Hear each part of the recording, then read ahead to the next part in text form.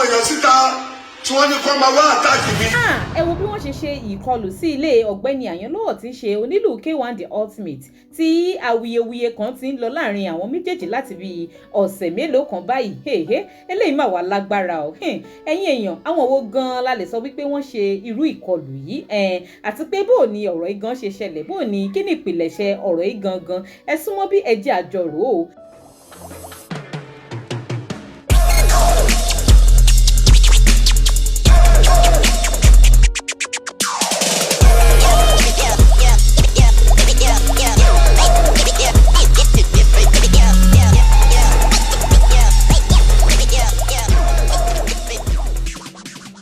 Naija television náà lè balẹ̀ sí tẹ́tí ń wò mí tẹ́tí ń gbọ́ mi ní dédé àsìkò yìí. Tí ẹ bá ti wá subscribe tẹ́lẹ̀, ẹ máa tẹ subscribe button tí ń bẹ lábẹ́ fídíò yìí. Ẹ like, kẹ́ comment, kẹ́ sì máa share fídíò yìí lógúnlógún lọ́gbọ̀nlọ́gbọ̀n. Tí ẹ bá gbàgbé ẹ̀yin èèyàn pé allegations tí ọ̀gbẹ́ni Ayanlowo tó fi kan King Wasiu Ayinde ní ìfọwọ́lágbánilójú àtàwọn nǹkan kọ̀ọ̀kan míì. Láìpẹ́ náà sì ni King Wasiu Ayinde náà jáde síta láti wá sọ páàtì títí wọn náà. Wọ́n ṣàlàyé lẹ́kùnrẹ́rẹ́ àwọn ìwà àṣemáṣe tí ọ̀gbẹ́ni Ayanlowo hù lásìkò tó ń ṣiṣẹ́ lábẹ́ wọn àti ohun tó ṣokùnfà bí wọ́n ṣe wá padà wá dá dúró ní ẹnu iṣẹ́ pé àwọn ò bá ṣiṣẹ́ papọ̀ mọ́.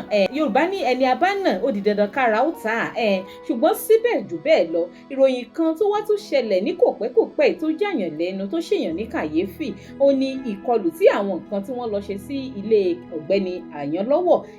Kódà wọ́n bà nǹkan ní rẹ̀ jẹ́ gẹ́gẹ́ bẹ́ẹ̀ ṣe ń wò nínú fọ́nrán fídíò tó wà ní ojú ìwòran yín yìí. Wọ́n fọ́ gíláàsì ọ̀hún, wọ́n pieces everything.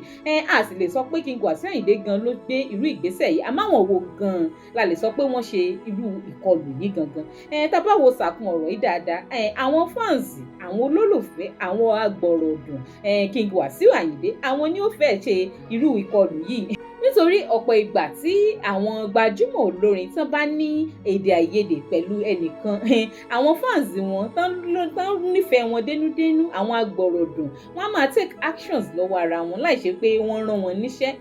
Àwọn tí wọ́n mọ bí ọ̀rọ̀ yìí ṣe ṣẹlẹ̀ tí gbogbo ọ̀rọ̀ ọ̀hún kò ṣojú wọn, wọ́n máa wò pé torí pé àwọn nífẹ̀ẹ́ lágbájá, wọ́n máa gbèjà lágbájá tí ò sì rán wọn, tí ò sì jẹ́ kó rí bẹ́ẹ̀. Ẹ wo bí wọ́n ṣe ba ilé ọ̀gbẹ́ni Ayanlowo jẹ́ pẹ̀lú bí nǹkan ṣe wọ́n nígboro tó ṣe wípé àtijẹ àti mu gan fẹ́ẹ́ dogun fún ọ̀pọ̀ èèyàn. Eléyìí ò dá o, eléyìí ò bójúmu rárá. Kí ni nǹkan tá wá lè sọ pé ó jẹ́ solution sí irú nǹkan wọ̀nyí? Ẹ̀yin èèyàn yìí náà máa fèrò ọkàn tí yín náà máa sọ sí kọ́mẹ̀ntì, ẹ jẹ́ àjọ máa rò ó. King Wasiu Ayinde wọ́n ní láti gbákùndábọ̀ kán bá wa jáde, kán bá wa pẹ̀tù sí àwọn olólùfẹ́ wọn nínú, torí tán bá porí ajá wọn á porí ìkòkò tí wọ́n fi sè é. Bẹ́ẹ̀ ni tán bá ṣe ń porí àwọn olólùfẹ́ King Wasiu Ayinde wọ́n á máa dárúkọ tí wọn náà mọ̀. Kán bá wa pẹ̀tù sí wọn nínú kó má wá di wípé alárèé ò wá padà máa jẹ̀bi. Ṣé ẹ sì mọ̀ pé ọ̀gbẹ́ni Ayanlowo náà ti jáde ní àìpẹ́ yìí náà nìkan nínú ọ̀sẹ̀ tí a lò tán yìí náà ni ló tún ké gbàjarè pé ẹ̀mí òun wà nú ewu. Wasiu ti rán àwọn èèyàn síta tí wọ́n ní kó máa wá àtàkì mi. ọ̀nà nọ́mbà ni wọ́n fi ń pè mí, wọ́n dẹ̀ ń ṣáàtì mi lórí fóònù. Tó ń pariwo sí àwọn ọmọ Nàìjíríà pé kí wọ́n gbà wọ́n lẹ̀ pé King Wasiu Ayinde ń lépa ẹ̀mí òun. Gbogbo ọ̀rọ̀ yìí ó ti fẹ́ máa dàbí ìgbà pé ó fẹ́ ju ọ̀rọ̀ má bá mi bá ẹ ṣiṣẹ́ mọ́, màá bá ẹ ṣiṣẹ́ mọ́, ó ti fẹ́ máa dàbí pé nǹkan míì ti fẹ́ máa gbẹ̀yìn yọ. King Wasiu Ayinde ẹ̀bẹ̀ náà láti bẹ̀yìn ẹ̀yin àti ọ̀gbẹ́ni Ayanlowo, ẹ dákun ẹ wá bẹ́ẹ̀ ṣe yanjú ọ̀rọ̀ yìí ní tùbínùbí kí nǹkan tí à lérò kó mọ́ padà wá ti ẹ̀yìn ọ̀rọ̀ yìí yọ, torí ababa tẹ̀ wá ń jà ṣe bí ká kú ni. Kò yẹ kó lè tó ká wá mọ̀ ba nǹkan ní ara wa jẹ́ àbí ká máa lépa ẹ̀mí ara wa. Àwọn angry fans táwọn náà sì wúrú ìwà báyìí lóòótọ́ wọn tí fìdí ẹ̀ múlẹ̀ pé àwọn kan pàtó torí wọn tí ì gbá wọn mú, bọ̀ síbẹ̀síbẹ̀ àwọn angry fans tán ṣerú nǹkan báyìí.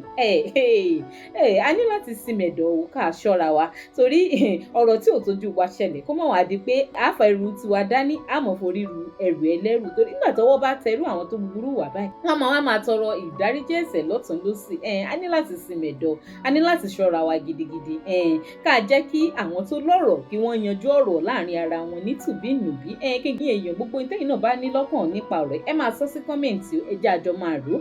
Títí dìgbà míì tásùn àjọjọ máa pàdé. DJ Naija television náà lẹ ti ń wò mí tẹ́ ti ń gbọ́ mi. Ẹ má gbàgbé ẹ máa subscribe, kẹ́ follow wa, ẹ like, ẹ comment, kẹ́ sì máa share fídíò yìí lógúnlógún lọ́gbọ̀nlọ́gbọ̀n. Ẹ ṣé púpọ̀ tẹ́ ń darapọ̀ mọ́ wa ní gbogbo ìgbà.